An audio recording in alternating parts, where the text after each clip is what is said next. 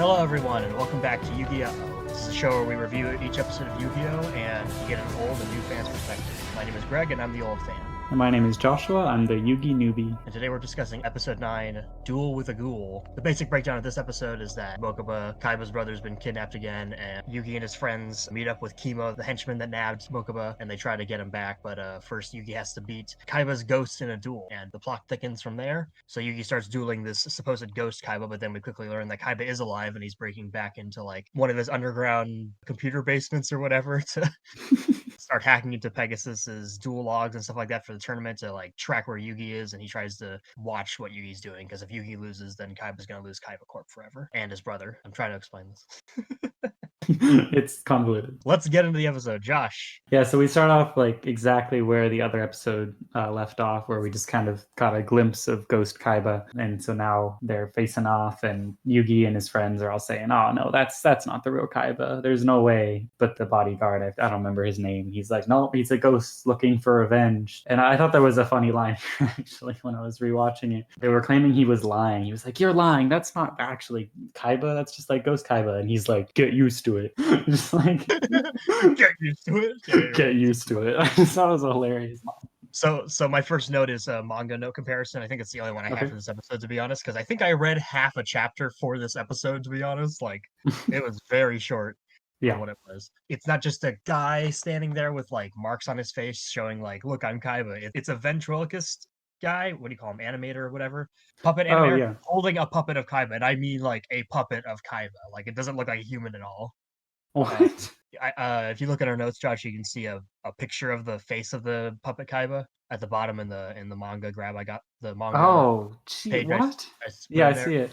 So it's just and then the idea is just like Kaiba's soul has possessed this doll, so he can come back for one more duel. So they're still trying to pass it off as this is Kaiba, but like it doesn't even look like a human being. So yeah, that's strange. I mean, like I think the way that this show actually does it definitely adds like a bit of like an aura of mystery as to how they're actually pulling it off. But in the manga, that's just kind of silly. It's just like, yeah, they're just using a puppet. Like it's not anything.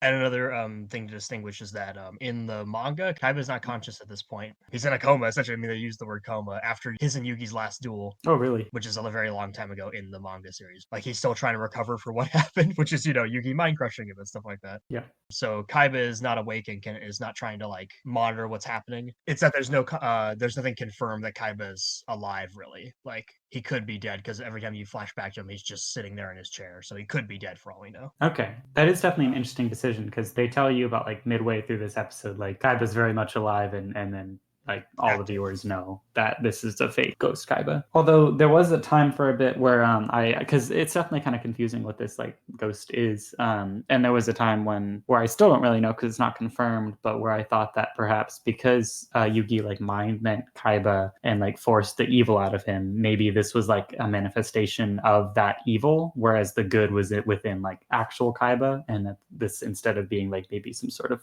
like hologram or something is a manifestation of that evil.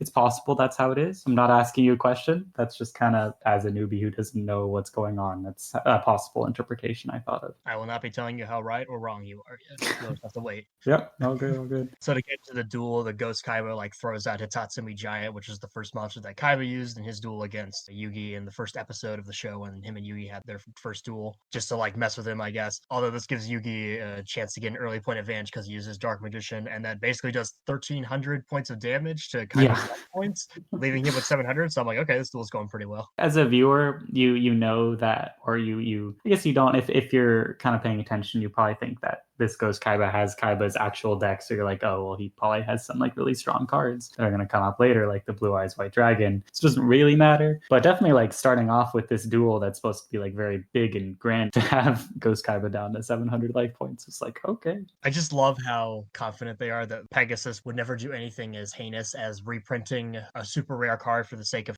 his own men fighting in this tournament, because obviously this ghost is working for Pegasus in some way. Yeah. Regardless of what you believe about like what the ghost actually is, it's obviously just fighting fighting for Pegasus to a certain extent because it says like, once I win, Pegasus can have Kaiba Corp. I don't care. I just want revenge. They're so confident that there's no way Pegasus, the creator of Duel Monsters, would reprint the Blue Eyes White Dragon for this Ghost Kaiba's deck, because once the Blue Eyes shows up, they're like, this has to be the same deck. I mean, Pegasus would never reprint the Blue Eyes White Dragon. That would just throw the Yu-Gi-Oh economy out the window. Yeah, wait, that doesn't make sense. I kind of forgot that Pegasus was like the creator of the game. So, I mean, but he doesn't want to be dishonorable.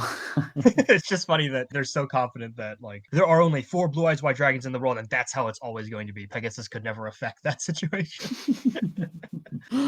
There is an interesting thing where I'm not sure if it's like important later or not, where Kaiba starts like speaking almost telepathically to Yugi. Do you have anything to comment on that? Like he says specifically, "I know you can sense my thoughts." Yeah, I was actually hoping you were going to bring that up because I thought that was really weird.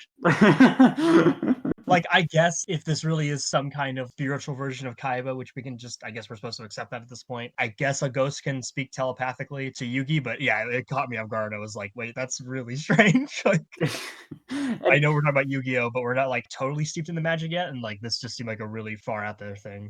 What did you think about it though? I mean, I'm still confused as to like what this being is, if it's literally just like a hallucination or not. I mean, it could be a lot of things. So I just thought it was like an interesting thing, especially that they did it at the start of the duel. He says, "I know you can hear me, you can sense my thoughts," and then he never really does it again throughout the rest of the Ghost Kaiba. So I'm just like, okay. I'm gonna say this makes sense by the time we see the next episode, but yeah, right now it is kind of funny. So you can just take it as intrigue.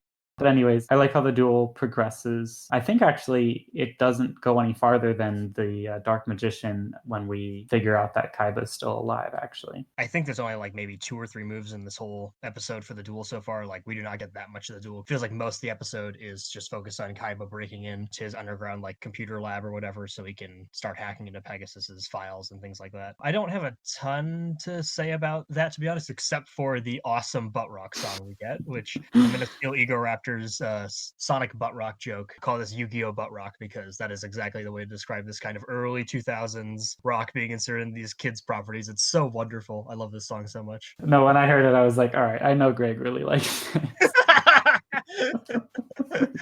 not all right, this is awesome. Just I know Greg's gonna really like it. Yeah. All right, excellent.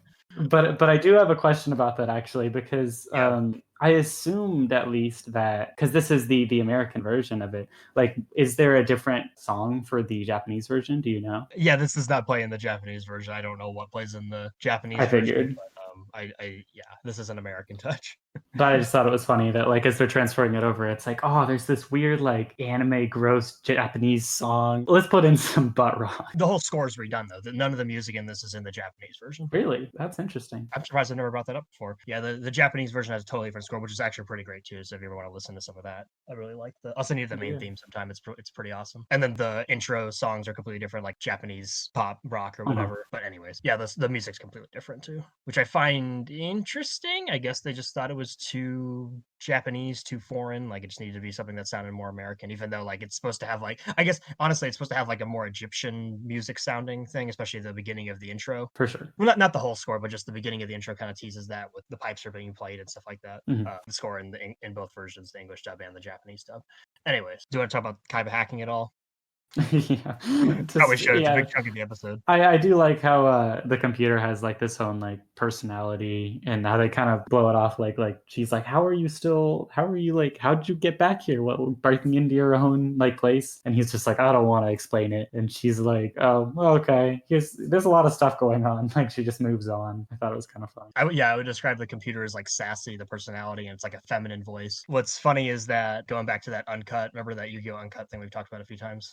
It's the English dubbed voice actors, but they're trying to do it more like the Japanese version with all the censor stuff put back in. This, it's like the difference is the computer voice is like super stoic, and I think it was still like a feminine voice. It could have been like a masculine voice. I don't really remember right now, but it was like definitely just more like stoic, just like more, here's exactly what's going on, where this one like has sort of a banter with Kaiba and like a sass about him. We don't need to go into this right now, but I'm going to call back to this later down the line in the series when we want to talk about Kaiba's relationships to women and stuff like that and how he treats women. But I don't think that's something we need to talk about right now because there's not enough to go off yet. No, can't remember Kaiba actually ever interacting with a woman in this show. Maybe like in one of the first episodes. This computer with a feminine voice is like the closest thing. I mean, before you thought Mokuba was a girl, so. Yeah, no, I know. I was trying to move away from that, but thank you for mentioning it again. I love it. I love it. So let's get back into the toxic brother parent child relationship that Kaiba and Mokuba have. Let's do that. Oh, So I feel like my reading from the last episode was basically just that Kaiba getting mind crushed by Yugi forced him to retreat from his position as CEO of this company and brother to Mokuba to like sort of figure himself out. And to me, that like played as a metaphor for a parent being removed, or even a brother in the position of parental figure to their younger brother had to be removed from a situation because they were developing too many toxic habits or like abuse problems, substance abuse problems, and possibly emotionally abusive towards Mokuba. We don't know. We don't really get that, but you can get the idea that Kaiba probably wasn't the most healthy parental figure to be around Mokuba because of the way he treats everybody else in the show up to this point, meaning in the first episode. In this one, this actually played to me as a therapy session, essentially, where it's the metaphor is complicated because this is steeped in the fantasy idea of what if you could just have that evil side in yourself separated from your soul completely, and how would that affect you? That's what the real Kaiba is dealing with, is being separated from that. He's having to like rediscover who he is and what he what his mindset about the world is and how he needs to be start treating people now. And then but you still have this like evil side that's been ripped, and now it's like it's acting out and going berserk. What's in a way, why would you even try to give that separate evil side therapy? So yeah, it might not be like a perfect metaphor because like why would you give therapy to the evil side of yourself that's already been ripped out? I may be reaching here. This still could represent a therapy session between Yugi as the therapist and Mokuba and Kaiba as the brothers that need therapy, where Kaiba's letting it all out essentially, and Mokuba's kind of seeing like, whoa, my brother's kind of messed up. Because Mokuba kind of has a little breakdown here where he, starts crying and saying, "Make it go away, someone make it go away." And I think there's a lot of love in that statement about how Mokuba is saying like, "This is not my brother," and honestly, might go as deep as that, is like just saying, "This is not my brother. My brother isn't like this." I think he even says that in this episode, right? My brother's not like this. He's my best yeah. friend. I love these characters so much. Joss, Mokuba, and Kaiba are so great. I think you definitely can take it from a very symbolic angle, like you're doing, because if you're imagining this within the context of the show, it's very much like he's realizing like whatever this is, it's very evil. I know like my brother isn't like this, but like this could be seen as like if you're portraying in this very metaphorical way, like him saying like, no, like Kaiba, like you're not evil. You have like good parts of him. Like it could be Kaiba wrestling with the evilness inside of him, or a lot of things. Like I definitely see your metaphorical angle, but I think it also works in a lot of different ways. Like it'd be kind of silly to ignore the very literal thing of him saying like, no, this isn't him, which I know you're not. This But all works on a literal level at all, and you don't need this metaphor to like understand or to be engaged with what's happening. This is just how I'm connecting with it this time. exactly. A point I'm trying to make too is, in a way, Mokuba's wrong in what he's saying, but I don't think he should be criticized or like looked down upon for thinking this way. It's just that he loves his brother so much he doesn't want to see the flaws in him, and I think that's fine. But it takes the version of an adult here would be the teenagers, which is Yugi and Kaiba. Yugi needs to step in here and take care of it, which makes me a little uncomfortable because I have this problem where when media or just in general, when teenagers feel pressured to have to take care of their friends with mental illnesses, I think that should be something that is the responsibility of the adults in their lives. It's just teenagers want to take that self-responsibility. But for what this is representing, this is an anime card game show about teenagers. Yugi is an adult in this situation, and Kaiba is an adult in this situation. This is an adult trying to help another adult. I mean, technically, the only adult is the bodyguard guy, but honestly, like people, The actual adults are all the villains, I'm pretty sure, except for I guess Grandpa, right? Yeah, Grandpa's the only adult. And even then, he's like an elderly, so he's different. He's different than an adult in media context. I think that holds. Like any adult man in Yu-Gi-Oh is evil. So far. So far. Yeah, I'm not saying that. That won't. But anyways, I'll get into the hacking. It's obviously very silly. I kind of honestly appreciate how just like the instead of like, a lot of media, they try to like make the hacking seem realistic, and then like it's not actually like how you would do things, but it's, like close enough. I appreciate how this just goes like all in on like really stupid, like how computers work. He's playing a dungeon crawling game. Yeah, like he's playing a dungeon crawling game. I like this thing where they're trying to make it epic, like, oh, he hacks into the satellite to make it crash into the computer, which blocks the computer computer and makes them use the backup. And like the top moment of this for me, for sure, is when like they're at this door and they're like, oh man, how are we going to get through the door? And Kaiba's like, I know how to do this. And he types out a little bit, and then just a piece of dynamite appears and blows up the door. I knew you were gonna love that. I know, yeah, it's just hilarious to me. I love too how this is such a stupid thing that I'm gonna point out because it was funny to me. There, where the TNT is written vertically on the dynamite, right? And so you can't see that it says TNT because like the loading bar's blocking it. Oh, really? Yeah, it just looks like it says NT NT NT. I didn't even realize that. I'm gonna cut this out of the show because that's not funny, but it was funny to me. Oh, that's so funny. But yeah, the last thing I kind of want to touch on with the hacking was, it felt to me like Kaiba, instead of being a spectator, is the way you were kind of phrasing it, is kind of like he wants to get access to the duel so he can maybe help Yugi if he needs help, versus actually just being a spectator who wants to kind of know what's happening. Oh no, I know why he's doing it, but what happens in this episode actively? He is just the spectator. He doesn't really do anything to help Yugi. Oh yeah, no, he doesn't yet because he hasn't been able to get through the defenses or whatever. I'm going back to my metaphor again. Forgive me. All good. It's a deep show, Greg. I know, super deep, dude. So something that did click with me though is that Ghost Kaiba points out that you can't beat me this time, Yugi, because you don't have Exodia. That's the only way you beat me the first time. And I mean, technically true. And then the real Kaiba actually points out the same exact thing. He says, "Well, Yugi won't lose. He has Exodia." What? He lost Exodia? To me, that kind of spoke to that these two Kaibas do have something in common, and then that they're still sort of putting a value on Yugi's skill as just the one who owns Exodia. I don't think the real Kaiba really respects Yugi yet. Like he just sees him as a kid that got lucky because he just always puts the blame on his loss on him having Exodia, which technically true, but I think if we're just looking at the subtext of the show, it is saying that like Kaiba is someone who lost and he's not taking the loss in a respectful or like honorable way. He's just trying to find a way to blame his loss on like a cheap move that Yugi did. Yeah, no, for sure. Because yeah, I like how he phrases it, because Kaiba at first he's like, oh, but Yugi's fine. Like there's not gonna be any problems. He says Yugi is unbeatable, and the computer's like, he actually lost Exodia, and then Kaiba's suddenly like, oh, okay, like that's really not good. So I definitely see that, because it's like in Kaiba's mind, Yugi is literally unbeatable with Exodia. Without Exodia, he's like very, very not good. So I think it's definitely an association with him, or where he still is kind of viewing like the power in the cards, and he's saying like, oh, because Yugi has the best card in the game, which is theoretically Exodia, because of that Yugi is the best player, not because he has faith in his cards or heart of the cards, which is again kind of the very like raw power versus faith dynamic that we've continued to see. Just to talk about what happened in a duel. The Ghost Kaiba plays as Blue Eyes White Dragon and then activates defense paralysis, which just makes it so Yugi can't use his monsters in defense mode, so it pretty much just leaves him vulnerable to keep losing life points. And then that's kind of it.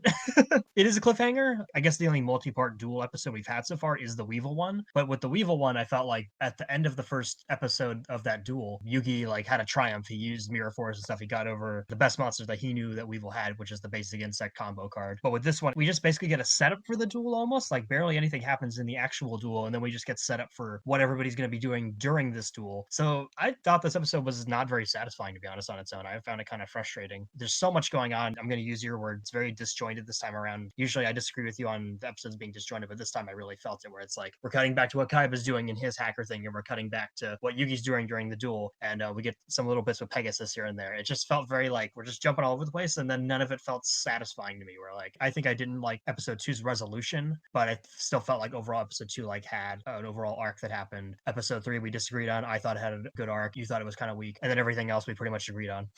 But yeah. But this one, I did not think that this episode was very satisfying on its own. I have to give a recommendation just because it's going to be necessary, I think, because it sets up what Kaiba is doing and where Kaiba is in the episode. So you can't really jump into the next one without that knowledge. The next episode is going to have a previously on Yu-Gi-Oh, so it'll tell you there. But you might as well just spend the extra 20 minutes and get this one watched. But I'm just saying, like, on its own, in a way, I think this is the least satisfying episode so far, in a way. Maybe episode 2 was slightly less satisfying to me personally, just because like I didn't like how the arc resolved. But Josh, what do you think? I do definitely agree with the disjointed. I feel like it's kind of disjointed in almost a different way, though, because the other episodes kind of felt like all over the place. But I agree that almost every other, if not every other episode before this, definitely reached a satisfying conclusion at the end that kind of reduced that disjointed feeling I had expressed. Whereas I agree with you here. Well, this one, like, each like linear path makes sense with like Yugi and the duel, and then Kaiba and his hacking thing. Like they all progress linearly and it makes sense, but it just leaves you feeling very unsatisfied, and honestly, like nothing really happens because Kaiba's just kind of facing a few like mindless roadblocks, it feels, trying to get somewhere and then never actually gets there throughout the course of the episode. And then we're like trying to figure out what Ghost Kaiba is. We never learn what that is. Yugi's kind of grappling with like how he should feel about this duel, and that never gets resolved. And then the duel doesn't get resolved. So nothing really happens in this episode, and there's no interesting resolution. So I definitely agree that like it wasn't a very satisfying episode for sure. This is treated as a two-parter essentially, or even a three-parter if we want to include the last episode into that set up Mokuba's motivation and stuff. This is either a 2 or 3-part episode, but they all have individual titles. So like this episode that we're talking about today is Duel with a Ghoul. The next one's called Give Up the Ghost. If this was Duel with a Ghoul Part 1, Duel with a Ghoul Part 2, I would be a lot more lenient about this episode not feeling satisfying, but like the episode's just titled as a single episode, and to me that there's no satisfying conclusion in this individual episode is frustrating to me. Where the Weevil episodes also had their own individual titles, but I felt like each one had a story arc in themselves, so I thought those worked better. Yeah, no, for sure. That's also how I feel. Because like the Weevil episode had like its own mini climax while the duel didn't finish, and there was still like the big cocoon thing. There was a big moment where Yugi kind of outsmarted Weevil, and it was satisfying. And so like while it wasn't over, and that's fine because then you can have that traumatic tension for next episode. Something big did happen in the episode. Whereas here, it didn't really feel like anything happened, but also sadly like a few important enough things did happen where you can't really just skip over this episode. Like I still enjoyed the episode, but it definitely like compared to other episodes which have done things like a lot more satisfyingly and a lot better, this was definitely one of, if not like the weakest episodes so far, I think. I'll say that because both Kaibas, the Ghost Kaiba and the real Kaiba, are both saying that Yugi can't win because he doesn't have Exodia, I think Yugi needed to like at least beat one of the Blue Eyes or something to prove that he has a fighting chance. Because if the arc of the episode is that Yugi proves he has a fighting chance, all he does is just play magical hats, and he doesn't even get like his first trap card off to like prove that he has a chance here. So like to me, that didn't land at all if that was supposed to be the point of this episode. But it's also possible they just thought, hey, this is a 2-parter. Yeah. And I did have a question actually. My last semantic thing please. was with these magic hats, because like I know like he said, oh, anything could happen if you attack the wrong one, and I'm assuming it's like some sort of trap card or something. But the way they were phrasing it was that if he finds the Dark Magician, that the battle's over. But I don't think that actually Yugi would die from it, because the Blue Eyes White Dragon is 3,000 and Dark Magician, which is in attack mode because it's forced to be, is 2,500. So wouldn't Yugi only lose 500 life points? Yes. Okay. But he needs that Dark Magician, Joe. No, I do get it. Like, it's fine because, like, if he loses Dark Magician, that's, I think, maybe his strongest attack card in the deck. And he wouldn't have the trap cards working either. So, like, if he were caught, then it would essentially be over. But the way they were phrasing it was almost like, if it hits him, the duel is automatically over, like Ghost Kaiba wins. But I was like, I don't think the math adds up there. But that's not very important to the dramatic attention. I also wanted to check in with my personal knowledge of the game and make sure I could follow along with some of the rules here as someone who's never played an actual game before. So glad that I'm not totally lost. I think you just have to take it as, oh no, I need my Dark Magician to win duels. I think that's you. all it is. All right. Well, we're both given a hesitant recommend. We're kind of disappointed that this one didn't have as strong like a single arc in itself as I feel like a single title episode should be. Josh, sounds like you mostly agree, maybe not in the same way. Yeah, I think we both kind of came out of it feeling a little disappointed by it, but certainly wasn't the worst thing ever. Definitely just give it a watch anyways if you're still watching the show. It continues the Kaiba Mokuba toxic relationship metaphor. That's not the right word. It adds more to my metaphor about Mokuba and Kaiba's relationship possibly being toxic, or however you want to put it. But yeah, join us next time for episode 10, Give Up the Ghost. Yep. Thanks, everyone. Bye. Take care.